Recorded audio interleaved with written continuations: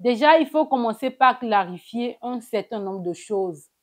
Steve Amonson n'a pas fait objet d'arrestation, il a été purement et simplement enlevé. C'est un kidnapping. Le kidnapping, savez-vous ce que c'est?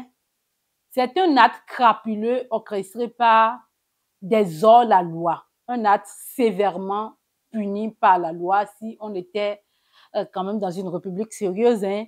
Et les ravisseurs de Steve Amonson comparaîtraient devant les juridictions et seront passibles de peine d'emprisonnement et 20 ans, non? En tout cas, on ne devait pas garder sous silence tout ce qui se dit là.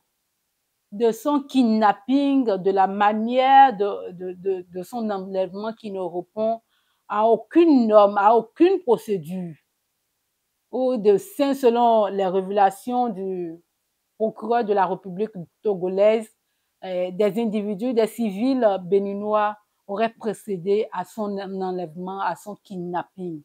Et on se demande même si l'État agirait comme le font les délinquants, parce que sur quelle base les ravisseurs de Steve Amonson ont été sélectionnés pour procéder à un enlèvement. À quel moment la République décide d'enlever un compatriote? Il faut que nous adressions ces questions-là à nos autorités qui, jusque-là, gardent un mutisme complice, un mutisme méprisant pour le peuple béninois.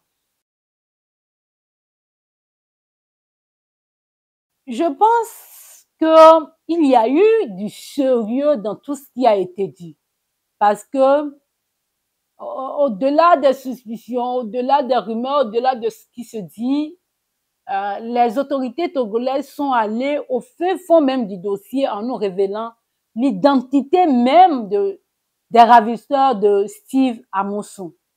Donc, je pense que c'est un travail pas fait à la va-vite, bien réfléchi, organisé, parce que pour une question de si grande ampleur, il ne faut pas quand même se végéter dans les ondits, et ils ont fait un très bon boulot, ce qui protège les Béninois et même les Togolais, parce que je dis Béninois et Togolais, je veux parler de Steve Amonson qui est Béninois, et même des Togolais, non, parce que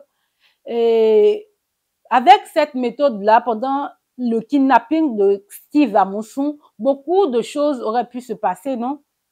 Et si la police togolaise s'était empressée à temps sur les lieux et qui décidait de tirer sur les ravisseurs de Steve, puisqu'il n'y a pas eu un préalable de collaboration entre les deux États, il y aurait aujourd'hui de pertes en vies humaines. Dieu nous a préservés de tout ça.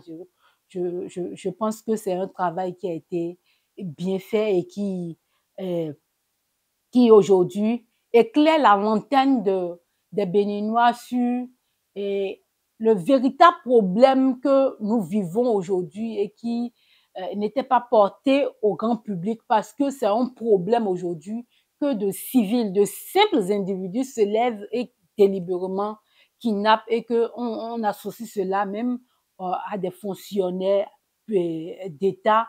C'est tellement grave, parce que il s'agit là de la sécurité de tous les Béninois. Les esprits malveillants pourraient profiter de la sorte pour enlever, kidnapper les Béninois. Et rien ne se passerait même pour les secours, parce que l'entourage même qui pourrait vous apporter son soutien au cas où vous serez victime d'enlèvement se dira que peut-être c'est la police, parce que désormais, c'est la mode, c'est la manière d'opérer. Alors, nous ne pourrons pas, l'État ne peut pas s'ériger en délinquant. L'État ne peut pas opérer comme le font les hors-la-loi. Alors, le président de la République et son porte-parole et le procureur ont l'obligation d'éclairer notre lanterne sur tout ce qui s'est passé et doivent aller très loin en punissant ces ravisseurs. Belle et rebelle, les mémoires d'une éprise de justice, c'est un livre que j'ai sorti parce que toute la vie d'une personne, c'est un parcours. Il me fallait à un moment donné, non pas parce que j'ai fait la prison, mais de retracer mon histoire à partir de mon enfance, mes premières armes en politique à Cotonou, dans le littoral, comment, en raison de mes opinions, j'ai fait la détention sans jugement, libéré 16 mois après une détention arbitraire dans les conditions les plus délétères.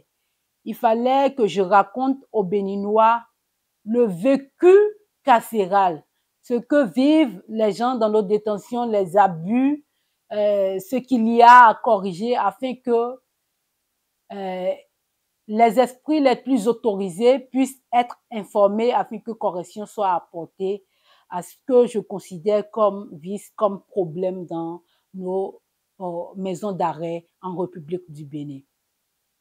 Il fallait au-delà parler également de ma perception de la politique, de ce que je pense du Bénin, de comment nous, au nom de l'amour, on pourrait construire le Bénin dans l'unité.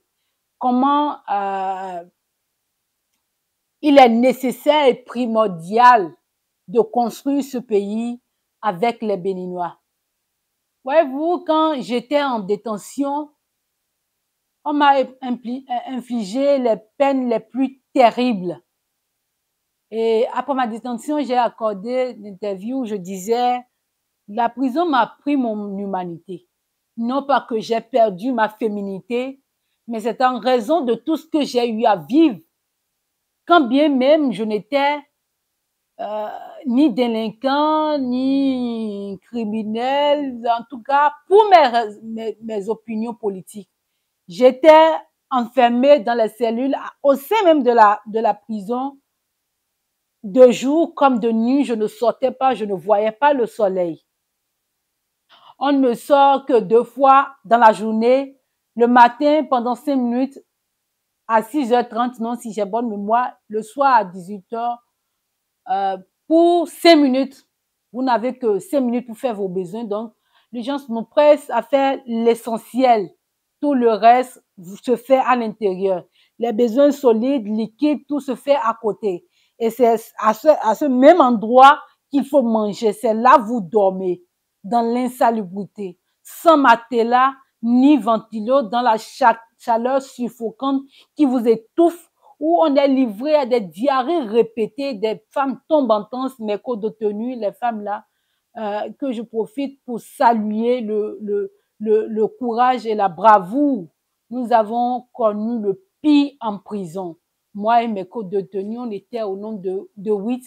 J'ai connu en prison des dames qui ne connaissaient rien de la politique, mais qui malheureusement ont été enfermées, emprisonnées et ont fait la détention au nom de rien. Et cela ne répond en réalité à rien.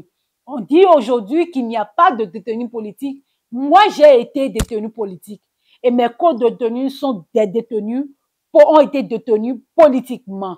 Pas en raison de leur opinion, parce que pour ces dames qui ne savaient rien de la politique, mais qui quand même ont été victimes de la ruse et de la rage. Il fallait donc narrer ces faits-là, il fallait raconter ces vécus-là dans mon livre afin que plus jamais en République du Bénin, pour les futures générations, nous n'ayons plus jamais à connaître de ces gens-là, pour que lumière soit faite sur ce que nous avons vécu, afin qu'on dise plus jamais ça et que ça ne se répète plus jamais dans notre pays.